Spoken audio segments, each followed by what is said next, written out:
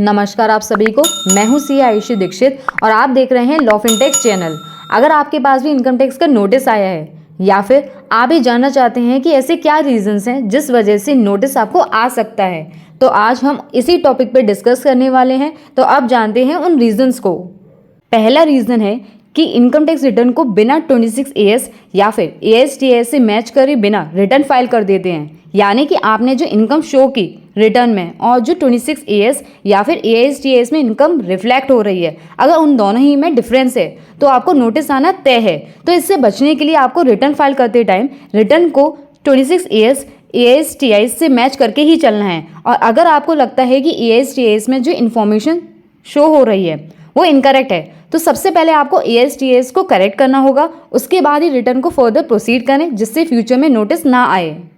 दूसरा रीजन है नोटिस आने का, वो है high value transactions. Income tax department high value transactions को काफ़ी क्लोजली मॉनिटर करता है SFT statement of financial transactions के थ्रू बाय फॉर्म 61A, जहां पर रिस्पेक्टिव रिपोर्टिंग अथॉरिटीज़ को मैंडेटरी कर दिया है कि हाई वैल्यू ट्रांजैक्शंस की रिपोर्टिंग करनी है। एग्जाम्पल के तौर पे बात करें तो अगर आप बैंक में कैश डिपॉजिट करते हैं 10 लाख से ऊपर सेविंग अकाउंट में, तो बैंक ऐसी ट्रांजैक्शंस को रिपोर्ट करता है थ्रू फॉर्म 61A, जिससे क्या होगा कि ये जो उन्होंने रिपोर्ट किया वो आपके ASTS में रिफ्लेक्ट हो जाता है, क्योंकि ये हाई वैल्यू ट्रांजैक्शंस हैं। साथ ही में अगर आप 10 लाख से ज़्यादा का कैश डिपॉजिट करते हैं सेविंग अकाउंट में, तो ये भी वन ऑफ द रीज़न है नोटिस आने का। इसलिए जब भी ASTS में ऐसे ट्रांजैक्शंस रिफ्लेक्ट हो रहे हों तो उनका डॉक्यूमेंटेशन ज़रूर से मेंटेन करके रखें, जिससे फ्यूचर में नोटिस आने पर आप उससे डील कर सकें। थर्ड रीज़न है नोटिस आने का, वो है non filing of income tax return. Notice आने का एक सबसे बड़ा रीज़न है ये कि अगर आप रिटर्न नहीं फाइल करते हैं, पर ऐसा हो सकता है कि कुछ ऐसी ट्रांजैक्शंस की हों जो मैंडेटरी कर देता है रिटर्न फाइल के लिए, या फिर आपकी इनकम बिलो एग्जम्पशन लिमिट है और अगर आपको लगता है कि आप बिलो एग्जम्पशन लिमिट है तो रिटर्न फाइल करने की नीड नहीं है। तो मैं आपको क्लियर कर देना चाहती हूँ कि कुछ ऐसी सर्टेन ट्रांजैक्शंस हैं कि अगर आप उस कैटेगरी में फॉल करते हैं तो तब भी आपको रिटर्न फाइल करना मैंडेटरी हो जाएगा। अगर आप उन ट्रांजैक्शन से रिलेटेड वीडियो को देखना चाहते हैं तो आई बटन पे लिंक शो हो रहा होगा, उस वीडियो को एक बार देख सकते हैं। तो रिटर्न को फाइल ज़रूर करें, भले ही आपकी इनकम बिलो एग्जम्पशन लिमिट क्यों ना हो। इसके अलावा रिटर्न फाइल करने के काफ़ी बेनिफिट्स भी होते हैं। नेक्स्ट रीज़न है नोटिस आने का, वो है false deductions claim in income tax return.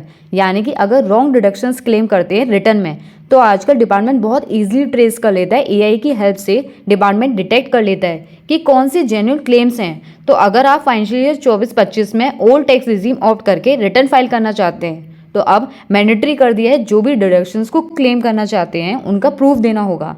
तो अगर जेन्युइन डिडक्शंस क्लेम करते हैं या फिर प्रूफ हो तभी डिडक्शंस को क्लेम करें, अदरवाइज आपको डिपार्टमेंट से नोटिस आ सकता है और उन डिडक्शन से रिलेटेड प्रूफ मांगा जा सकता है।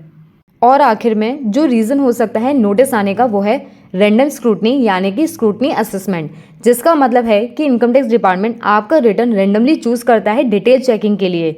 ये एक रूटीन प्रोसेस है जहां सिस्टम या ऑफिसर्स कुछ रिटर्न्स को रैंडमली पिक करते हैं टू इंश्योर टैक्स कंप्लायंस। तो ऐसे केस में भी आपके पास नोटिस आ सकता है, तो आपको उस केस में घबराने की नीड नहीं है। ये बस एक रूटीन प्रोसेस है डिपार्टमेंट का। अगर आपने इनकम को करेक्टली शो किया होगा और सही टैक्स कंप्लायंस किए होंगे और इनकम को करेक्टली शो किया होगा, तो डिपार्टमेंट फर्दर प्रोसीड नहीं करेगा और प्रोसीडिंग्स को ड्रॉप कर दिया जाएगा।